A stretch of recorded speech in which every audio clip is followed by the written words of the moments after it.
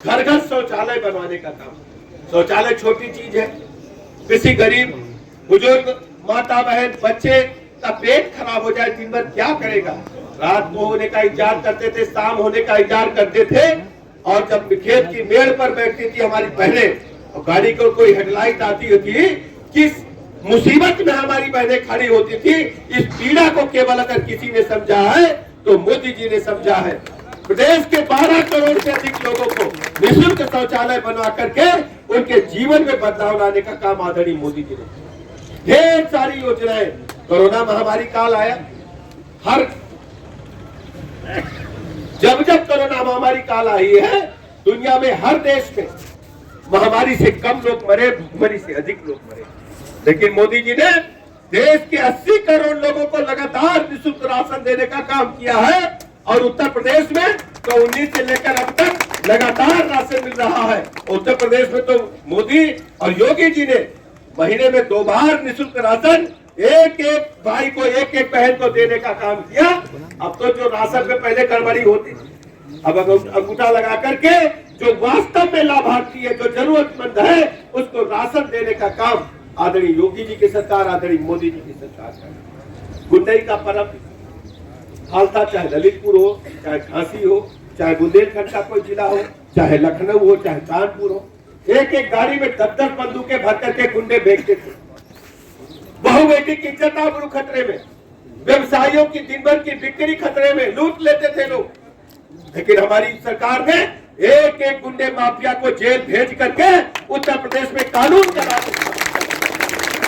हमारी बहु बेटियां चाहे शाम हो चाहे रात हो, जब भी घर से निकलती हो, मानती है ये बीजेपी की सरकार है।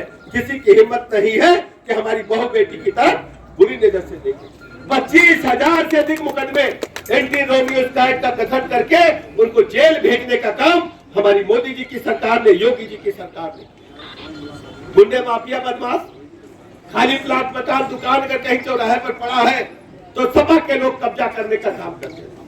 और उनका नारा रहता था कि समाजवादी पार्टी का नारा है खाली प्लाट हमारा। ये गुंडे माफिया जो आज अपने प्राणों की भीख मांग रहे हैं, चाहे मुख्तार अंसारी हो चाहे अतीक हो, आज पहली बार आपने देखा होगा जो माफिया AK-47 बंदूकें लेकर दंगे कराते थे, आज भीड़ चेयर पर नजर आ रहे हैं। उनके मन में कानून का भय है। ये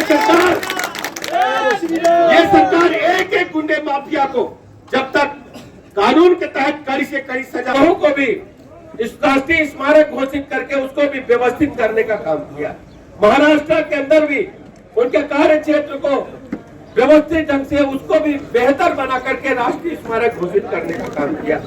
पूरे देश के अंदर जो पंच तीर्थ थे, बाबा साहब भीमराव अम्बेडकर ने जहाँ जहाँ काम किए थे उसको बेहतर बना करके स्मारक घोषित करके बाबा साहब भीमराव अम्बेडकर के सपनों का भारत बनाने के लिए सबसे पहले आदरणीय प्रधानमंत्री नरेंद्र मोदी जी ने काम किया। इसके अलावा जो माननीय प्रधानमंत्री जी ने काम किए, उन कामों के बारे में यदि आप सोचेंगे समझेंगे तो हर गरीब को पक्का मकान मिले, जनजात के व्यक्तियों को पक्का मकान मिले, अनुसूचित जात के लोगों को पक्का मकान मिले, ओबीसी समाज के लोगों को पक्का मकान मिले। हर गरीब को पक्का मकान मिलने का काम, चाहे गाँव हो शहर हो, सबको पक्का मकान निःशुल्क देने का काम आदरणीय मोदी जी ने किया। हमारी माताएं बहनें जो चूल्हा फूकते फूकते हजारों बीड़ी सिगरेट का धुआं उनके फेफड़ों में जाता था, हर गरीब महिला को, जरूरतमंद महिला को उज्ज्वला गैस योजना चलाकर सबको निःशुल्क कनेक्शन देकर के उनके जीवन स्तर में बदलाव लाने का काम मोदी जी ने किया है। हम सब जानते हैं यदि कोई बीमारी लग जाती है तो सबसे पहले हमारे बहनों के गहने बिकते हैं, फिर गरीब का घर बिकता है, फिर खेती बिकती है। आदरणीय मोदी जी ने देश के हर गरीब को, ललितपुर के हर गरीब को, उत्तर प्रदेश के हर गरीब को 5 लाख तक का निःशुल्क इलाज देने का काम आदरणीय मोदी जी ने किया है। इस प्रकार किसान सम्मान निधि सभी किसानों को देकर के आम आदमी के जीवन में, गरीब आदमी के जीवन में बदलाव लाने का काम मोदी जी ने किया है। यदि हम कहें कि धरातल पर जितनी भी योजनाएं हैं, बुंदेलखंड का हालत आप अच्छी तरह जानते हैं। ये वही बुंदेलखंड है जहाँ समाजवादी पार्टी के शासन काल में ट्रेन से पानी मंगाने का काम होता था।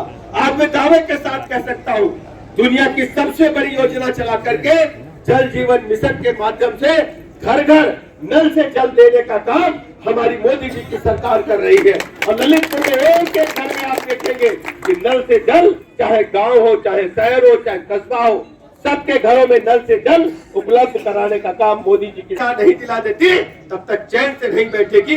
ये आम आदमी की सरकार है, गरीबों की सरकार है।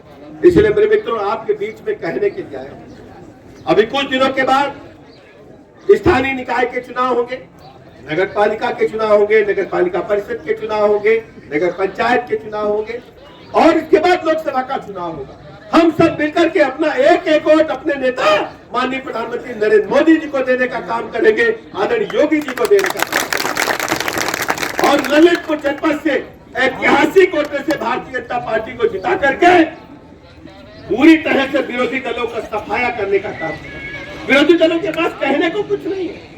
समाजवादी पार्टी के लोगों से पूछिए, जब तुम्हारी सरकार थी पूरी तरह से प्रदेश में सरकारी संसाधनों पर लूट होती थी, गरीबों के हकों पर डाका डालने का काम किया जाता था। नौजवानों की लिस्ट में आप देख रहा था, बड़ी संख्या में पीसीएस का रिजल्ट आया है। निष्पक्ष भाव से उसके मेगा के आधार पर, बुद्धि कौशल के आधार पर चयन हुआ है। एक चावल के दाने के बराबर भी कोई आरोप नहीं लगा सकता। तालमेल हुआ है, निष्पक्षता पारदर्शिता के आधार पर नौजवानों को सरकारी नौकरियां मिली। 5.5 लाख से अधिक सरकारी नौकरी देने का काम हमारी सरकार ने किया है। और मिशन रोजगार के तहत माननीय प्रधानमंत्री जी लगातार इस दिशा में काम कर रहे हैं। हमारी आप सबकी भी जिम्मेदारी बनती है, हम सब भाई बहन मिलकर के अपना एक एक वोट कमल वाले खाने पर दबा करके भारतीय जनता पार्टी के प्रत्याशियों को देंगे और सर्व समाज में फैल करके, अपने जनजात समाज में फैल करके, ओबीसी समाज में फैल करके एक एक वोट कमल के लिए मांगेंगे। विपक्षी दलों का पूरी तरह से सुपड़ा साफ करने का काम करेंगे। मैं बहुत बहुत अभिनंदन करता हूँ भारतीय जनता पार्टी की, अपने जिले की यूनिट का, अपने प्रदेश के सभी बड़े नेताओं का जो मंचन हमारे हैं कि आप सबने मिलजुल करके इस कार्यक्रम को सफल बनाया। बहुत बहुत